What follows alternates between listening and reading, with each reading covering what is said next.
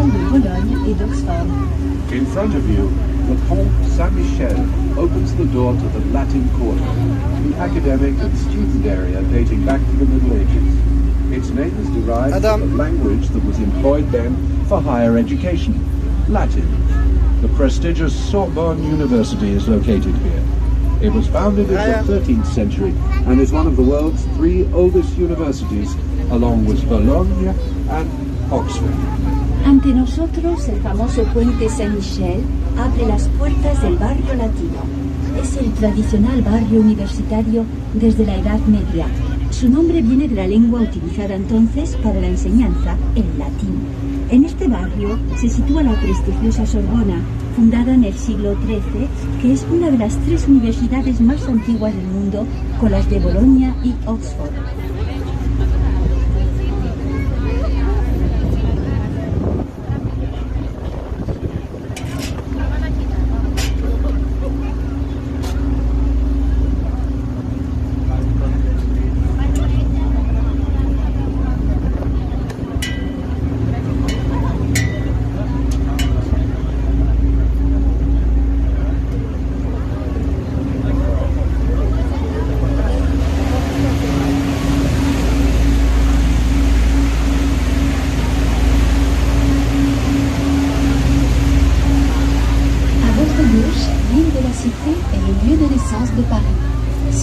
Cathédrale Notre-Dame, dont la construction débuta en 1163 pour se terminer 182 ans plus tard. Elle possède les plus grandes rosaces d'Europe. On your left is the Île de la Cité, where the city of Paris was born. It is home to Notre-Dame Cathedral, whose construction began in 1163. It was completed 182 years later. It has Europe's largest stained glass rose windows. A su izquierda, la isla de la Cité es el lugar de nacimiento del viejo París, con la Catedral Notre-Dame, cuya construcción comenzó en 1163 y se finalizó 182 años más tarde. Posee los más grandes rosetones de Europa. Devant Notre-Dame se trouve le point zéro des routes de France. C'est à partir de ce point que sont calculées les distances kilométriques dans notre pays. In front of Notre-Dame is Point Zero for France's roads. It is from this point that all kilometer distances are calculated. Frente a Notre-Dame se encuentra el punto cero de la red de carreteras de Francia. A partir de este punto se calculan las distancias kilométricas de nuestro país.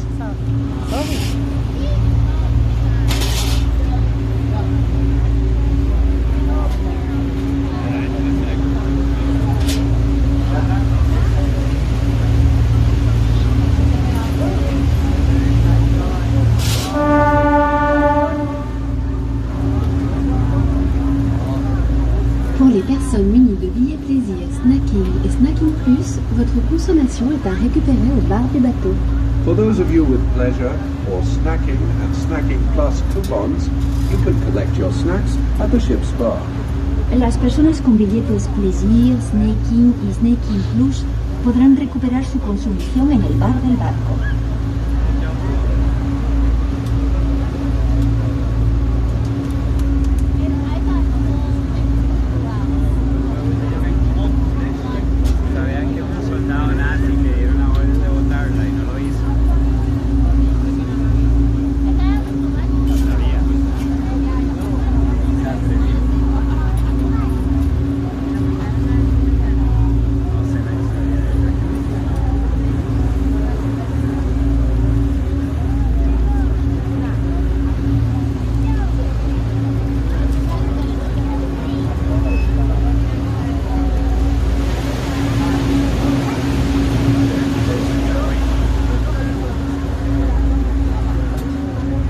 Sur votre droite, au dernier étage du bâtiment orné de ce balcon vitré, l'un des restaurants les plus célèbres du monde, la Tour d'Argent, créée en 1582. On y déguste une grande cuisine classique française. On your right, on the top floor of the building with the ornate windowed balcony, is one of the world's most famous restaurants, La Tour d'Argent, created in 1582. Here you can savor the finest in classical French cuisine. A su derecha, en el último piso del edificio ornamentado con este balcón acristalado, se halla uno de los restaurantes más famosos del mundo, la Tour d'Argent, fundado en 1582, en el que se puede degustar la gran cocina clásica francesa.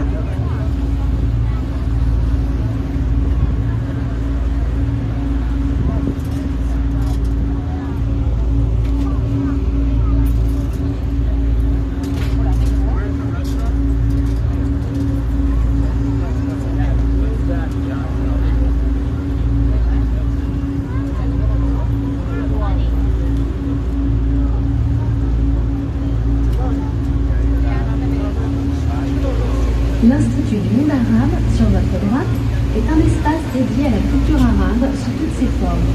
Depuis sa terrasse, vous pourrez admirer l'une des plus belles perspectives de Notre-Dame, des îles et des ponts enjambant la Seine.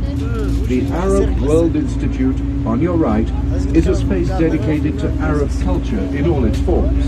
Its terrace provides one of the finest views of Notre-Dame, Paris's islands, and the bridges crossing the Seine. El Instituto del Mundo Árabe a su derecha es un espacio dedicado a la cultura árabe bajo todas sus formas. Desde su terraza podrán admirar una de las más bonitas perspectivas de Notre-Dame, así como las islas y puentes que cruzan el Sena.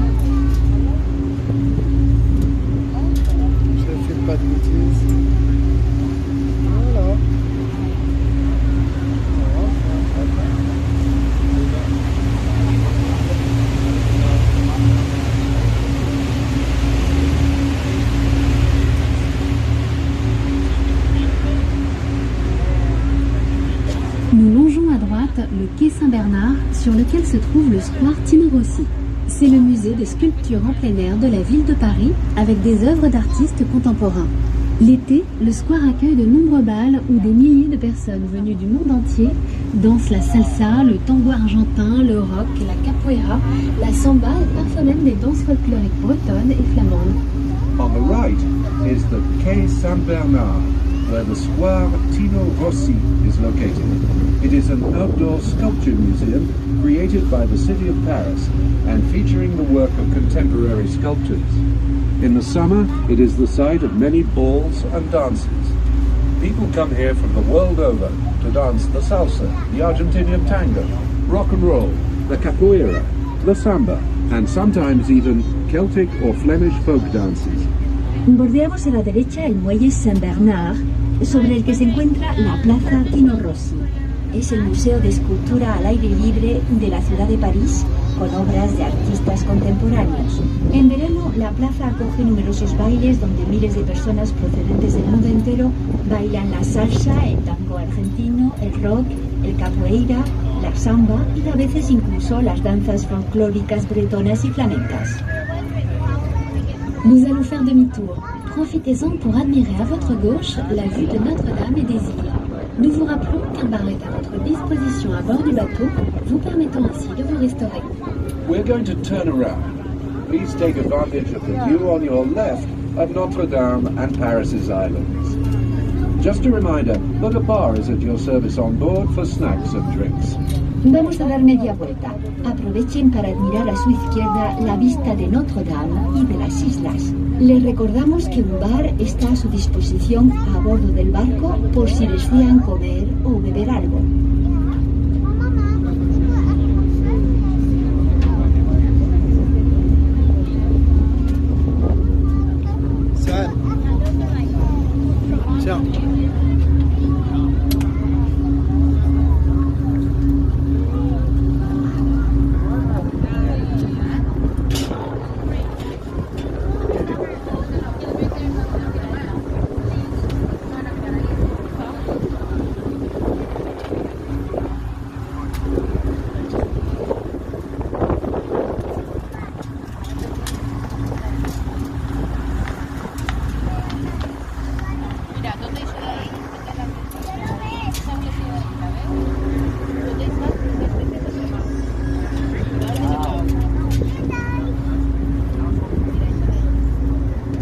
Après le pont Sully, sur la gauche, voici l'hôtel Lambert, un hôtel particulier du XVIIe siècle où passèrent, entre autres, Chopin, Berlioz, Liszt et de nombreux écrivains.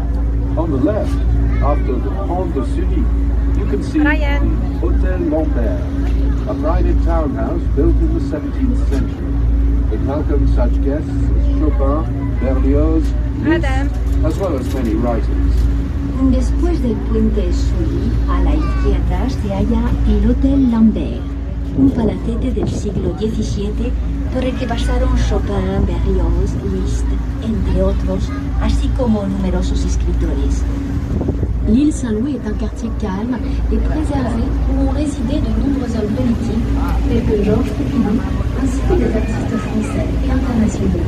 L'île Saint-Louis is a calm, well-preserved area where many politicians have lived, such as Georges Pompidou, as well as many famous international and French artists. L'île Saint-Louis es un barrio tranquilo y preservado donde han residido numerosos hombres políticos, tales como el presidente Georges Pompidou, así como artistas franceses e internacionales. Et voici le pont le plus romantique de Paris, le pont Marie ou pont des Amoureux. La légende veut qu'en abordant ce pont, on fasse un vœu en fermant les yeux. Si vous êtes avec la personne que vous aimez, embrassez-la sous le pont. Votre vœu se réalisera. And here is Paris's most romantic bridge, the Pont Marie, or the Lover's Bridge. Legend says that upon stepping onto the bridge, one should close one's eyes and make a wish. If you're with the person whom you love, kiss him or her beneath the bridge, and your wish will come true. Y he aquí el puente más romántico de París, el Pont Marie, el puente de los enamorados. Según una leyenda, al abordar este puente hay que cerrar los ojos y pedir un deseo. Si están con la persona que aman, bésenla bajo el puente y su deseo se realizará.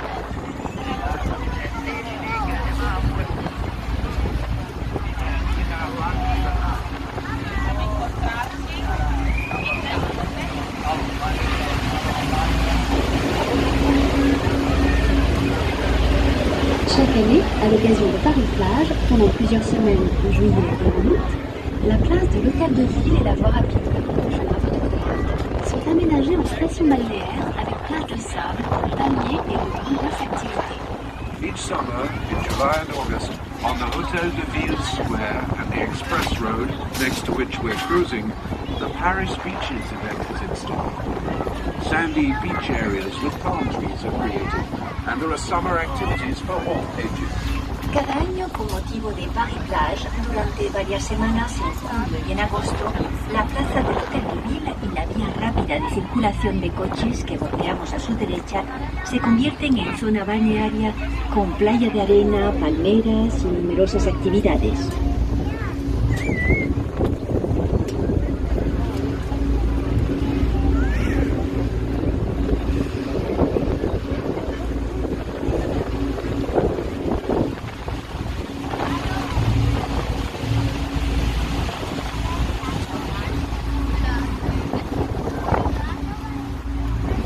L'hôtel de ville, à notre droite, de style Renaissance, héberge les institutions municipales de Paris depuis le XIVe siècle. Le parvis accueille de nombreux événements, tels que des concerts, une patinoire volontaire. On your right, the Hôtel de Ville in the Renaissance style, has been home to Paris's municipal institutions since the 14th century. The square in front of it is the site of concerts, many cultural events, and the winter ice skating. El Hôtel de Ville, a su derecha, de estilo renacentista, alberga las instituciones municipales de París desde el siglo XIV. La plaza acoge numerosos acontecimientos como conciertos y una pista de patinaje sobre hielo en invierno.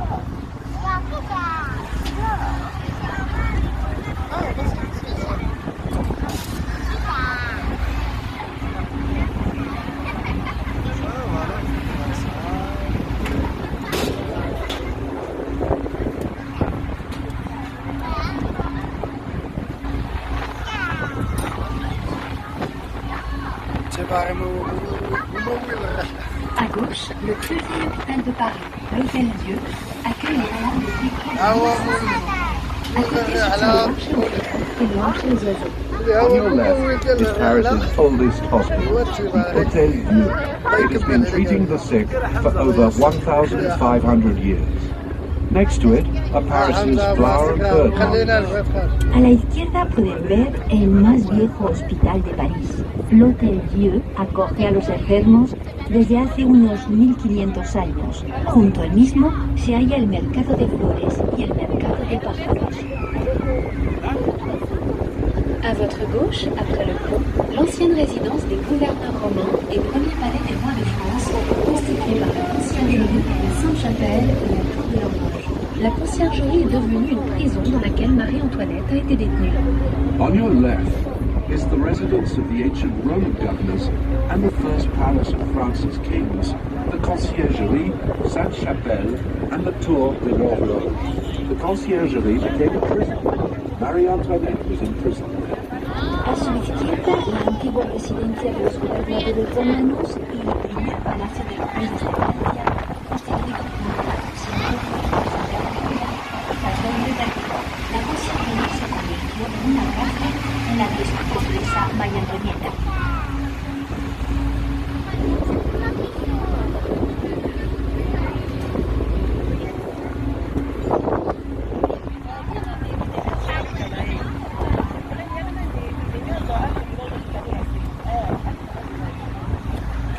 Devant vous, le Pont-Neuf possède 385 figurines ornant les corniches, plus connues sous le nom de mascarons.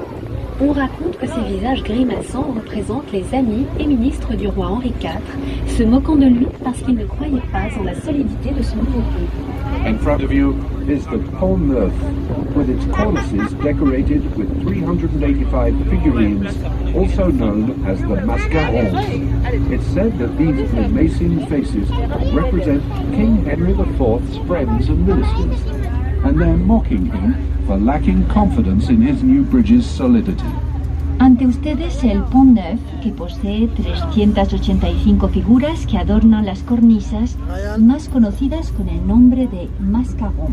Se dice que estas caras gesticulantes representan a los amigos y ministros del rey Henri IV, que se burlan del mismo porque no creían en la solidez de este nuevo puente.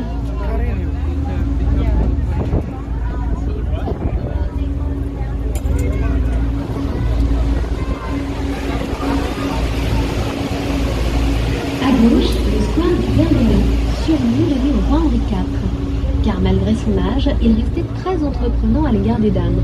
On the left is the square du Vert Galant. This was King Henry IV's nickname, because even in his old age, he was still quite a ladies' man. In French, the term galant can mean a seducer, and vert means an older man who still has an eye for the ladies. A la izquierda, la plaza del Vert Galant, o Verde Galante, apodo otorgado al rey Henri IV, ya que pese a su edad seguía siendo muy emprendedor con las damas. En francés, galant puede designar al seductor y vert decirse de un hombre mayor aún en plena forma. Plus loin, sur votre gauche, juste en face du Pont des Arts, se situe l'Académie française. C'est ici que l'on décide tous les ans quels mots doivent être rajoutés dans le dictionnaire. On your left, facing the Pont des Arts, is the Académie Française. This is where each year it is decided which words must be added to the dictionary. A su izquierda, justo enfrente del Puente des Arts, se halla la Academia Francesa. Es aquí donde se deciden todos los años qué palabras deben añadirse al diccionario.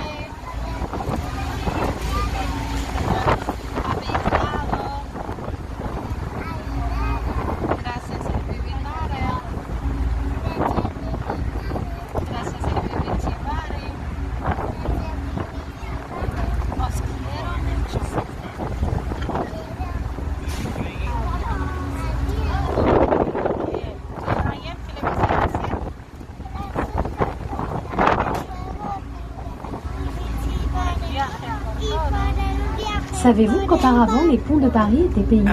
Did you know that Paris's bridges used to be toll bridges? ¿Saben que en otro tiempo los puentes de París eran de peaje?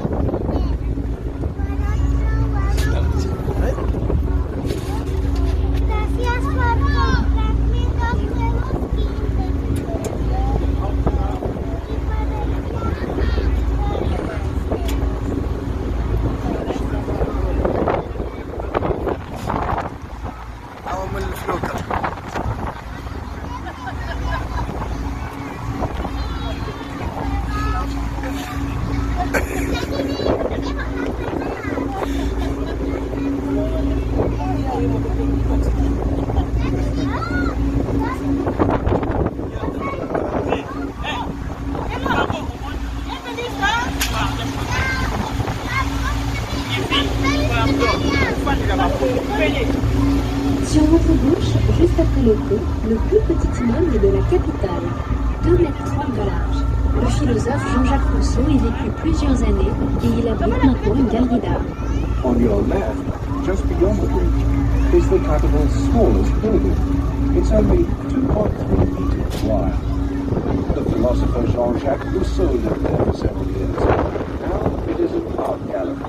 A su izquierda, justo después del puente, se halla un especie de edificio de la capital con 2,30 metros de ancho. El filósofo Jean-Jacques Rousseau vivió allí varios años y ahora alberga una galería de arte.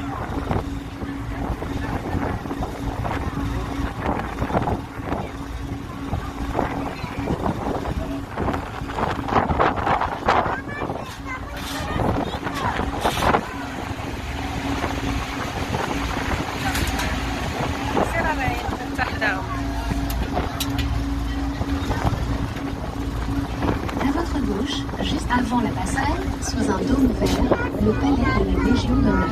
Ce bâtiment servit de modèle à la construction de la Maison Blanche à Washington. La Maison Blanche est cependant 7 fois plus grande. On the left, before the passerelle, beneath a green dome, is the Palais de la Légion d'honneur. This building was used as the model for the White House in Washington, D.C., though the U.S. President's White House is 7 times larger. A la izquierda, bajo una cúpula verde, el Palais de la Légion d'honneur. Este edificio sirvió de modelo para la construcción de la Casa Blanca de Washington. La Casa Blanca es, sin embargo, 7 veces mayor.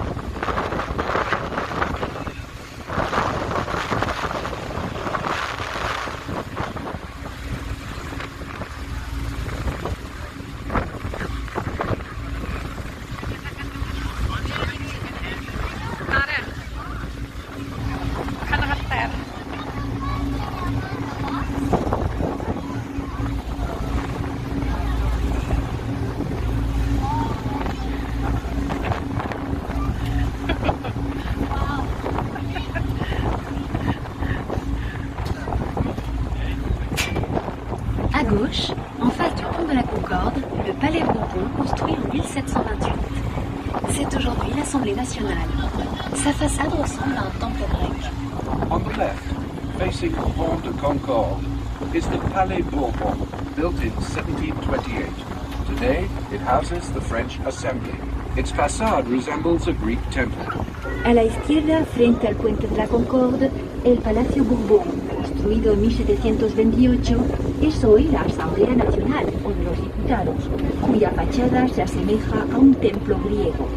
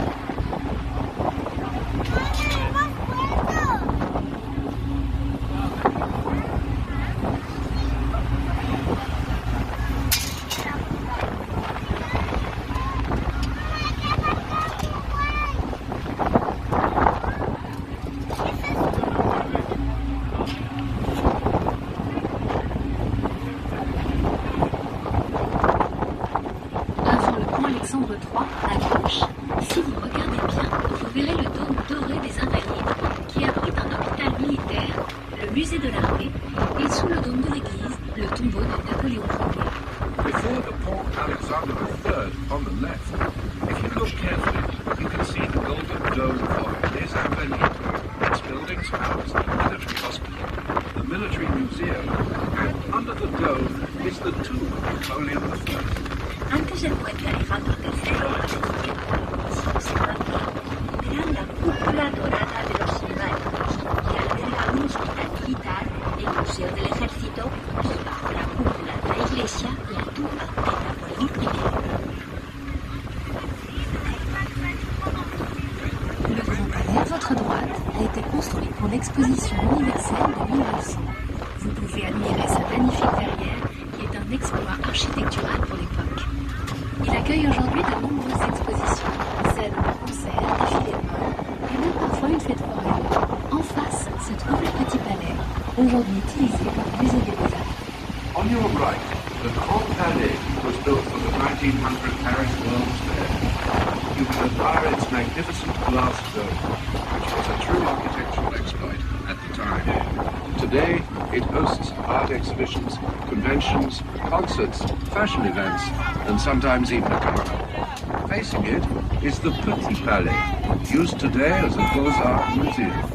El Gran Palais, a su derecha, se construyó para la Exposición Universal de 1900. Pueden admirar su espléndida vidriera, prodigio arquitectónico para su época. Acoge hoy numerosas exposiciones, salones, conciertos, desfiles de modas y otros tipos de festejos. Enfrente se encuentra el Petit Palais, hoy utilizado como Museo de las Bellas Artes.